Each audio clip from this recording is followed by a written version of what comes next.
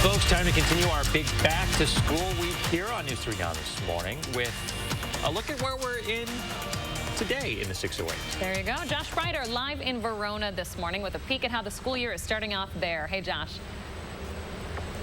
Hey, great start so far here at Verona Area School District. The final day of our Back to School series. We're coming to you from Verona High School, giving you a look at really all of the options that students have right at their fingertips this morning. I want to bring in the Director of Teaching, Learning, and Innovation, Karen Stocks-Glover. Karen, good morning to you. Good morning. So talk about the area that we're in. I mean, this is pretty cool to see the space these students have. Yeah, so right now we are in our woodworking lab, which is part of our career and technical education suite.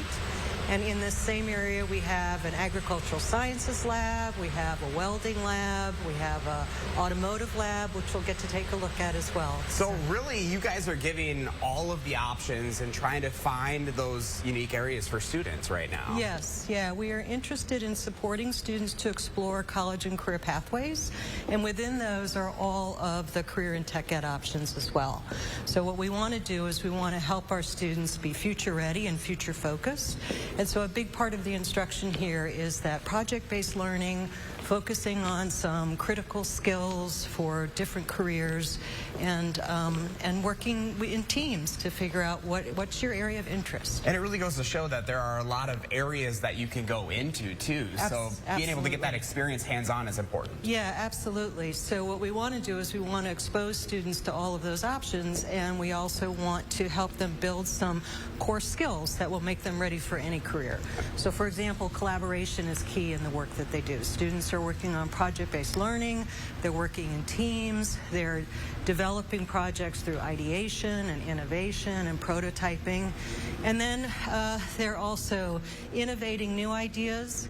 And in addition, with our school goal of disciplinary literacy, we are also focused on all the ways that students access that learning through disciplinary literacy. So, for example, students might be looking at a blueprint, a visual representation, and then using that to apply and build to scale. Or they might be working with a video to learn how to change the brakes on a car. And all of those are literacies that our students are practicing while they're in these courses. It's things that you don't necessarily think about when you think about school. Right, right, yeah. And these are ways that students are also telling us that these are their interests. And so, again, our purpose is to be sure that we are meeting the needs of our learners.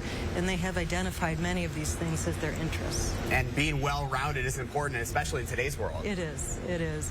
And all of that opportunity for students, again, to work in partnership with one another, to build those problem-solving skills, those critical thinking skills, all of that happens in all of these labs.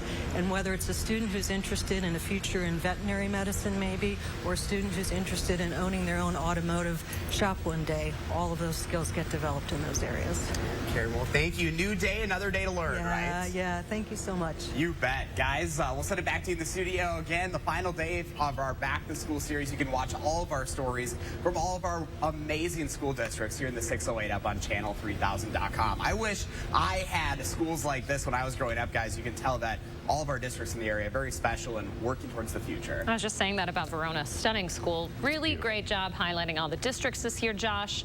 We appreciate it. Thank you very much. Hey, don't forget to let Josh know what inspires you in the 608. Reach out to him on social media or email him for a chance to be featured.